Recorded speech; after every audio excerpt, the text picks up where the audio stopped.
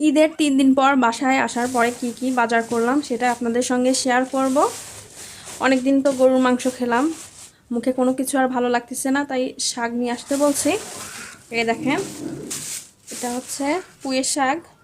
পুঁইয়ের শাকের সঙ্গে কিন্তু ছোট মাছ আনতে বলছিলাম, দেখি কি ছোট মাছ আনছে। এই দেখেন, এখন কিন্তু বর্ষা শুরু হয়ে গেছে।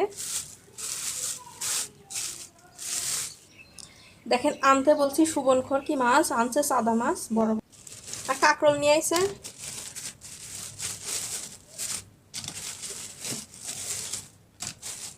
কাঁকরোল আমি খেতে পছন্দ করি না, উনি পছন্দ করে সেজন্য নিয়ে আইছে।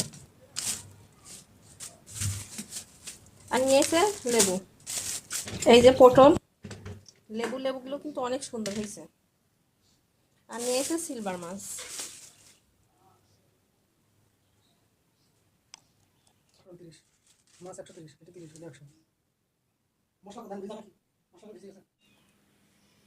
এখানে দেখেন, আমি পুঁইয়ের শাক সুন্দর করে ধুয়ে কেটে কিন্তু বেছে একদম রেখে দিয়েছি রান্না করার জন্য। এটা এখন প্রস্তুত। আর এটা আমি ছোট মাছ দিয়ে রান্না করব। এটা হচ্ছে বিলের মাছ, বর্ষার পানি বিলে ঢুকে পড়েছে, তাই বাজারে একদম ছোট মাছ বিক্রি করতেছে, সেখান থেকে নিয়ে আসা হয়েছে। দেখেন, এটা দিয়ে পুঁইয়ের শাক রান্না করব। পুঁইয়ের শাক কিন্তু আমি মাখিয়ে রান্না করব, তার জন্য প্রথমে আমি পাতিলের মধ্যে দেখেন কাঁচামরিচ আর পেঁয়াজ দিয়ে দেব।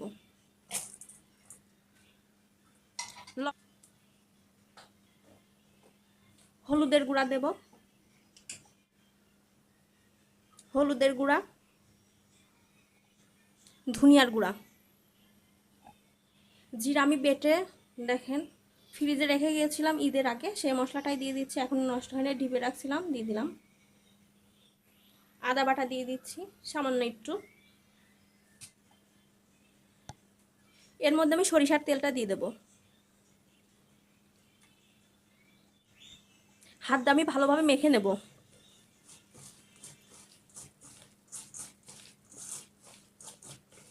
অনেক সময় নিয়ে কিন্তু আমি এটা মেখে নেব। পেঁয়াজের মধ্যে যে রসটা আছে সেটা একদম বের হয়ে আসবে। অনেক ভালো করে আমি মেখে নিয়েছি। এর মধ্যে আমি পুঁইয়ের শাকটা দিয়ে দেব।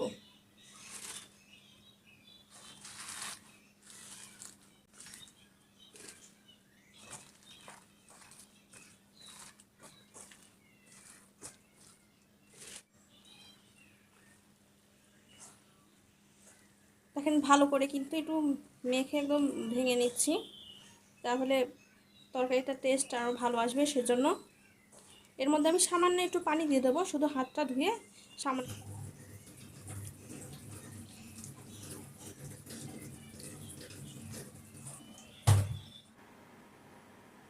এখন কিন্তু আমি মাছ দেব না, প্রথমে আমি চুলার উপর বসে এটা একটু রান্না করে নেব, তারপরে মাছটা দিয়ে দেব। চুলার উপর রান্নাটা আমি বসিয়ে দিয়েছি, একটা ঢাকনি দিয়ে এটা ঢেকে দেব।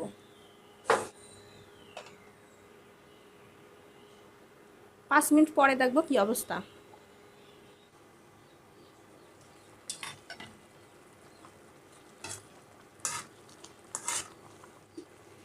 এবার আমরা এর মধ্যে মাছ দিয়ে দেব।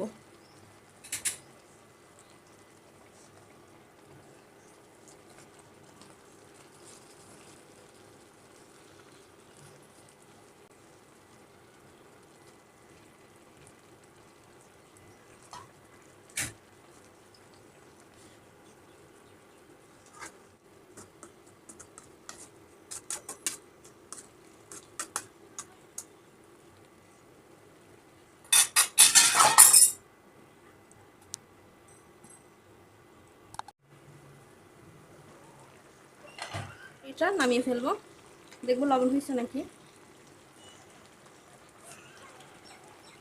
একটু লবণ লাগবে।